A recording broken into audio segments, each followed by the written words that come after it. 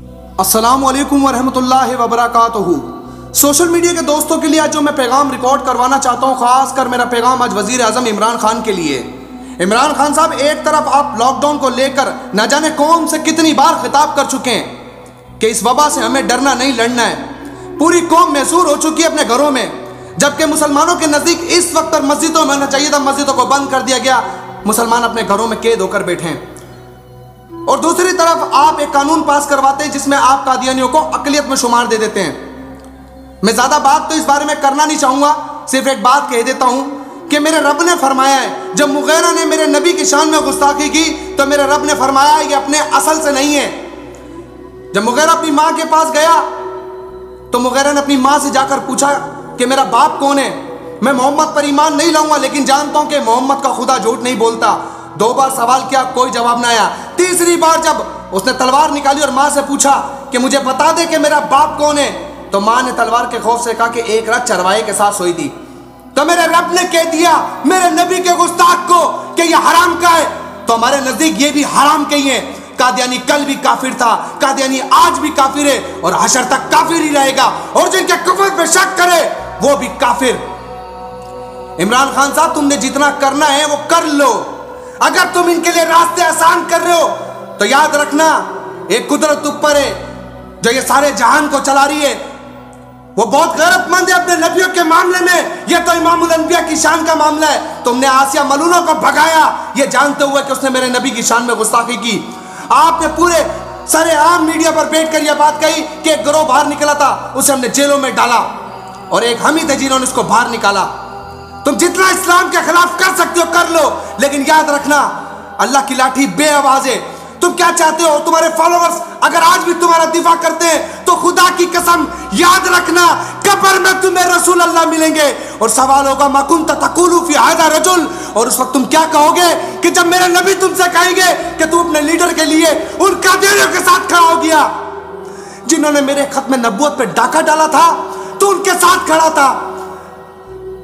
भाइयों, मत करो, खुदारा मत करो ये गंदी पॉलिटिक्स के अंदर इतने तो होश के नाखून ले लो कि इमरान खान को तुम भी कह सको कि हम तेरे हर फैसले में साथ हो सकते हैं, लेकिन इस फैसले में हम तेरे साथ नहीं है क्योंकि ये मेरे नबी का मामला है। कल ये खुली अज़ानें देंगे, ये मस्जिदों में जाएंगे, अपनी इबादत गाहों को मस्जिद का नाम देंगे। क्या करोगे उस वक्त पर? ये बोझ तुम्हारी जिंदगियों पर नहीं होगा क्योंकि सरकार ने तुम्हें हशर के रोज मिलना है। अगर कब्र को भूल जाते हो तो याद रखना तुम्हें हशर में भी सरकार ने मिलना है। अब मैं सवाल करना चाहता हूं आला अदलिया से, जैसा आप तो ताकत वाले ना, आपके पास तो इक़्तिदार है, आपके पास पावर है। जैसा मैं तो कमजोर हूं ना, मेरे पास ताकत नहीं है, मैं तो नमरूद की जलाई हुई उस आग में उस चिड़िया की तरह काम कर रहा हूं जो पानी डालता है, जितनी ताकत है उतनी आवाज उठा रहा हूं। जैसा कौन इनको पकड़ेगा? इन हुक्मरानों से कौन सवाल करेगा कि तुम कौन होते हो इन्हें अक़लियत का दर्जा देने वाले, जबकि वो मुर्तिद हैं, बदतरीन काफिर हैं? कौन उनसे सवाल करेगा? आज ये उन्हें अक़लियत का दर्जा देकर उन्हें पावर में लेकर आना चाहते हैं कि कल वो अपनी इबादत गाहों को मस्जिद का नाम दे, वो रसूल अल्लाह के मद्दे मुकाबिल उस खबीस को ला के खड़ा करे। जज साहब, कितना बुरा लगे ना कि जब आपकी कुर्सी में कोई एक आम शख्स आकर बैठे और ये कह दे कि मैं जज हूं। जज साहब, आज रसूल अल्लाह की हुर्मत का सवाल है। जज साहब, भुट्टो साहब एक काम कर गए और आज भी भुट्टो जिंदा है क्योंकि वह खत्म नबूवत पे पहरा दे गए। मेरा आपसे सवाल है, 18 करोड़ आवाम का केस आज आपके पास है। अगर आप देखना चाहते तो कमेंट बॉक्स में देख लीजिए कि कादियानों के लिए हर मुसलमान का जज्बा क्या है। तो मैं तमाम लोगों से कहता हूं, कमेंट बॉक्स में दिखाओ, बताओ इनको कि आज मुसलमानों के जज्बात फिर मजरू हुए हैं। बताओ, यही वक्त है और आज यही तुम्हारे कमेंट्स बरोज़ महशर भी पेश होंगे। और आखिर में जाते जाते एक बात कहता चलूं उस तमाम पीटीआई के भाइयों से, अगर इस काम के अंदर कोई भी मुलव्विस है, चाहे वो तुम्हारा लीडर ही क्यों ना हो, अल्लाह तबारक व तआला उसको दुनिया में भी बर्बाद करे और उसको आखिरत में भी बर्बाद करे।